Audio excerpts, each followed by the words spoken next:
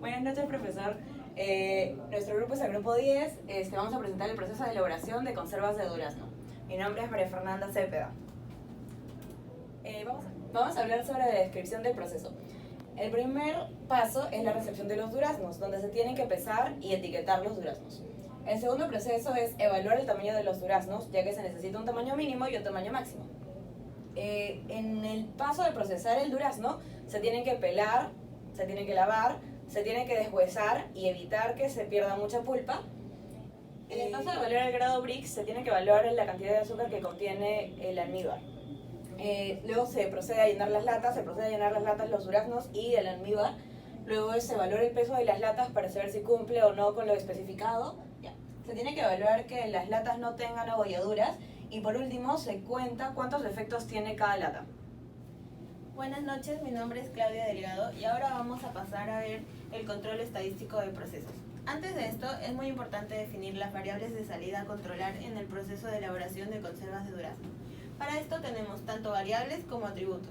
Dentro de las variables hemos considerado una característica muy importante en el producto final, el peso neto de las conservas. Es decir, al finalizar el proceso vamos a sacar el contenido de las latas para finalmente hacer la medición del peso neto que tiene el producto final. En cuanto a los grados Brix, nos hemos basado en las normas del Códex para que el producto siga los estándares de calidad básicos, como tener un grado Brix alrededor de 65 grados. Que también se hará la medición con el luxómetro y el peso con la balanza electrónica. En cuanto a los atributos, hemos considerado tres importantes características que son el color y consistencia, abolladuras en la lata y defectos en el producto. En cuanto al color y consistencia, ambos atributos son cualitativos, por lo que van a ser medidos por los operarios al final del proceso. Y en cuanto al color y consistencia, se refiere a la característica y la variable o el atributo definido es si el producto cumple o no cumple con las condiciones, que es de color y consistencia. Tiene que ser viscoso y tener una coloración de acuerdo a la fruta. En este caso, una coloración naranja porque se trata de durazno. En cuanto a abolladuras en las latas, la característica a medir van a ser las cantidades de defectos que tienen las latas. Y es muy importante que no tengan, definir un estándar, un límite máximo, porque puede ser nocivo para la salud si es que presentan muchas abolladuras, ya que significa que hay una presencia de óxido. Finalmente, el último atributo define la cantidad de defectos presentes en el producto final, es decir, la presencia de cáscaras u otros residuos que se puedan encontrar. Ahora pasaremos a ver el tipo de gráficos que vamos a utilizar para hacer el correcto control de variables. Buenas noches, yo soy Luis Rondón y en esta ocasión me toca hablar acerca de la selección del tipo de gráfico de control y la justificación del caso. Para la característica número 1, la cual fue el peso neto de las conservas, se decidió por elegir una gráfica tipo XR.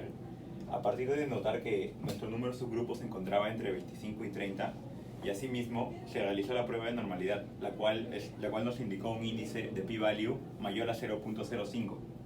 Como podemos notar en la siguiente gráfica, nuestro valor de p-value fue de 0.951. Para la característica número 2, la cual fue el índice de grados Brix, se decidió por una gráfica tipo XS, la cual estrictamente es un poco más eficiente que la gráfica XR. Los datos también siguen una distribución normal, la cual también se comprobó mediante la prueba de normalidad en el Minitab. Nuestro p-value fue de 0.893, el cual es mayor al 0.05, comprobando así la normalidad.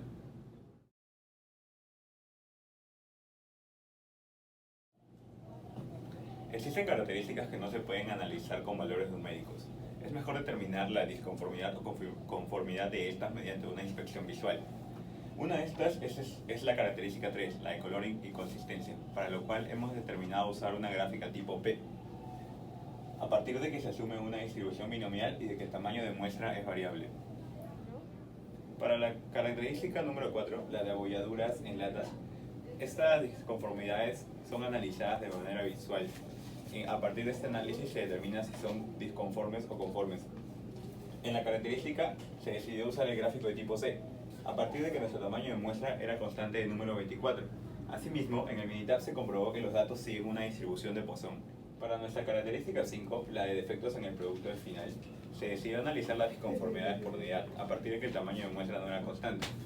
Nuestra carta U, se hizo una prueba para la carta U en el Minitab, donde se recomendó usar la U de Lightning. Sin embargo, esta no fue enseñada en el curso, por lo tanto nos quedamos con la carta U. Buenas noches, profesor. Mi nombre es José Montalvo y en esta oportunidad voy a exponer sobre las cartas de control. Como mis compañeros ya expusieron, ya procedo a explicar esta parte.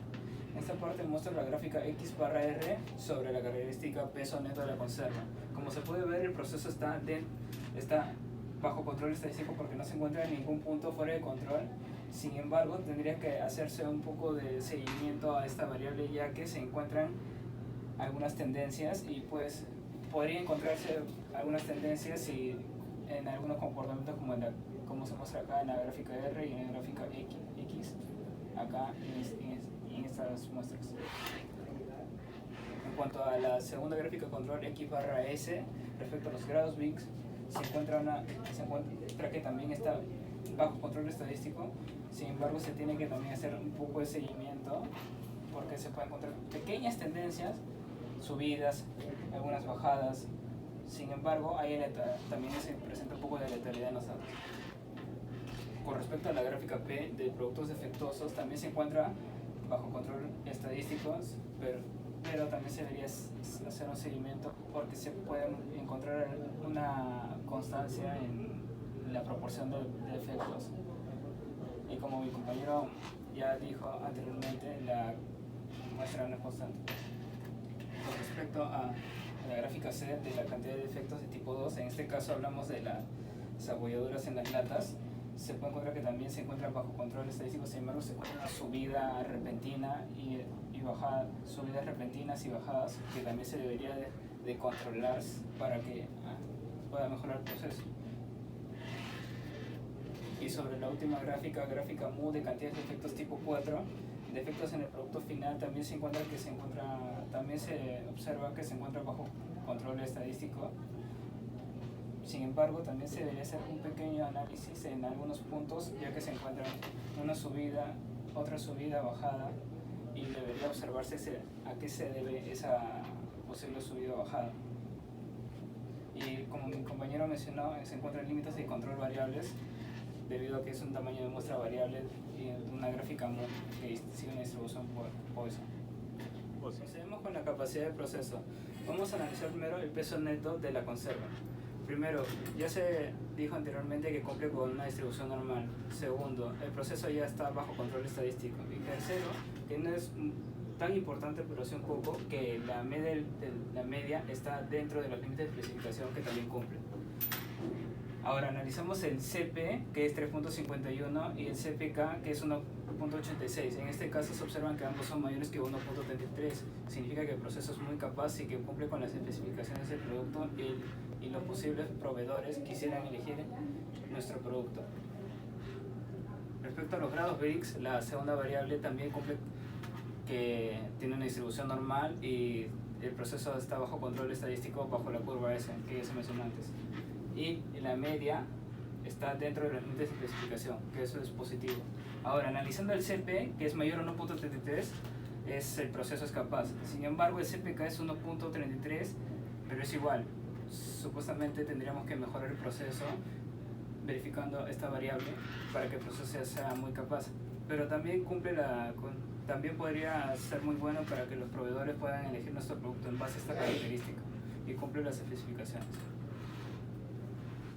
Ahora pasemos a analizar el diseño de experimentos. Para esto primero hemos identificado 5 factores potenciales que pueden afectar a la variable respuesta. Y para esto la variable respuesta es el peso neto final del producto. Entonces, como primer factor tenemos la velocidad de faja de llenado. Decimos que este es un factor potencial porque puede afectar, ya que a mayor velocidad de faja, más rápida será el llenado, entonces tendrá al final un menor peso. Y hemos considerado como nivel bajo 135 RPM de la faja y un nivel alto de 145 RPM. Como segundo factor potencial tenemos la presión de boquilla de llenado de almíbar y creemos que también afecta a la variable respuesta, porque a una mayor presión de la boquilla va a llenar más de almíbar en el producto y al final va a tener un mayor peso.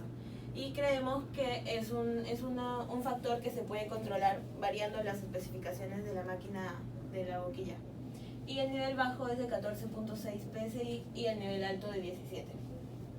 Por otro lado tenemos la humedad de la fruta, que también a mayor humedad de la fruta el peso va a ser mayor porque va a tener más cantidad de agua, entonces va a tener un mayor nivel en la variable respuesta. Y el nivel bajo es 70 y 85% respectivamente. Después tenemos la temperatura del almíbar, que también es un factor controlable que puede afectar a la variable respuesta, y es controlable porque también se pueden hacer cambios en las especificaciones de otros procesos como el lavado, por ejemplo, de los duraznos. Y por último tenemos la percepción del operario, que es un factor no controlable porque nosotros no podemos controlar lo que el operario mide cualitativamente en el producto. Y entonces hemos definido un nivel bajo y un nivel alto con diferentes operarios. Por ejemplo, puede ser un operario que opera en la tarde y otro que opera en la mañana. Continuando con el diseño de experimentos, procedo a hacer la realización del análisis. En esta parte se observa la gráfica de residuos para ello. Debemos verificar la aleatoriedad, la normalidad de los errores aleatorios y la aleatoriedad.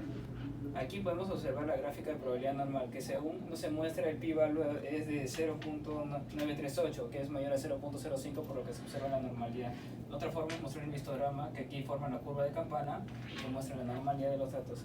Con respecto a esta gráfica se observa el residuo versus observación. Si bien es cierto, no se observa ningún patrón, y por lo que se puede observar la aleatoriedad de los datos. En cuanto a los residuos versus valor ajustado, se observa pequeños patrones, acá, por acá, simetrías, pequeños patrones y tendencias, por lo que se puede observar que la varianza no es constante. Otra forma de verlo es que los puntos superen el 0.2, que se observó ya en el informe que algunos superan este valor, por lo que se observa que no hay varianza constante para ninguno de los factores. Con respecto al modelo ajustado, aquí podemos observar primero, ya se habló que la variable respuesta es la variación en el peso promedio de 50 latas respecto al peso deseado de 170 gramos. Aquí estamos analizando los coeficientes codificados, es decir, los efectos o qué tanto afecta. Aquí podemos observar p-value de 0 y p-value también de 0 para los factores A y D con p-value de 0 son menores que el 0.05, por los que se observa que son influyentes. En cambio, los factores B y C son mayores al 0.05, 0.894 y 0.251, por los que estos no influyen en la variable respuesta. Ahora observamos los efectos, uno que es menos 0,60605 y el otro es 2.379. Si bien es cierto, el factor D, su efecto es mayor que A, significa que afecta mayor en la variable respuesta. El más menos solo indica el signo, donde influye más, es en el nivel menos 1 o más 1, dependiendo el signo no. Ahora, hemos estimado mediante Minitab la ecuación de regresión de unidades no codificadas, es decir, hemos estimado la variable de respuesta en base a todo este análisis que hemos hecho. Y como vemos, hay muchos coeficientes, pero como antes ya habíamos dicho, hay factores que no son relevantes. Con respecto a la gráfica de efectos principales, podemos observar que estos, como digamos, se corrobora que no afectan en casi nada. En cambio, los factores B y C y factores A y D sí tienen gran pendiente. En este caso, se corrobora que la pendiente es positiva. Quiere decir que en este caso era el factor D, que era la temperatura del almíbar. Al aumentar el nivel, es decir, aumentar temperatura, aumenta la variable de respuesta, que es el peso promedio, la variación del peso promedio. En cambio, en este caso, el factor A, que era velocidad de faja de llenado, la velocidad de faja de llenado va disminuyendo la variación del peso, o sea, porque su pendiente es negativa. Pero en este caso el D era mayor que el A, y ya lo habíamos comentado anteriormente. Ahora, con respecto a la interacción, se observa que hay una interacción entre B y C y una interacción entre A y D. Aquí se puede observar. ¿Qué significa que hay interacción? Que esto no es conveniente. Tenemos que hacer observaciones en estos factores claves, porque podría haber problemas al pronosticar la variable de respuesta, y posiblemente hay errores en el proceso. Con respecto a A y C, se observa que no hay que no hay una interacción, pero en el nivel -1 se sospecha que puede haber una interacción. Esto también es motivo de vigilar el proceso para esta combinación de dos factores. Ahora con respecto a la interacción B y D y a la interacción C y D, no se observa interacción, están superpuestas, es más, son pendientes iguales, son muy semejantes. Y con respecto al proceso, a la interacción entre A y B, no, tampoco se encuentra interacción, porque las rectas nunca se van a cruzar. Bueno, para terminar con las conclusiones, posterior al análisis tanto del peso de las conservas como el índice de los grados Brix, se determinó que ambas variables se encontraban dentro de los límites de control, a pesar de haber ligeras tendencias. Con respecto al análisis de los atributos elegidos, se tuvo que las variaciones no fueron significativas, puesto que los datos estuvieron dentro de los límites de control. A partir del cálculo de los niveles de CP y CPK, también se puede afirmar que el proceso es capaz de cumplir con las especificaciones dadas por el cliente. En el análisis de residuales, estos cumplen los supuestos de normalidad e independencia. El modelo de regresión es adecuado para realizar el control en el peso de las conservas.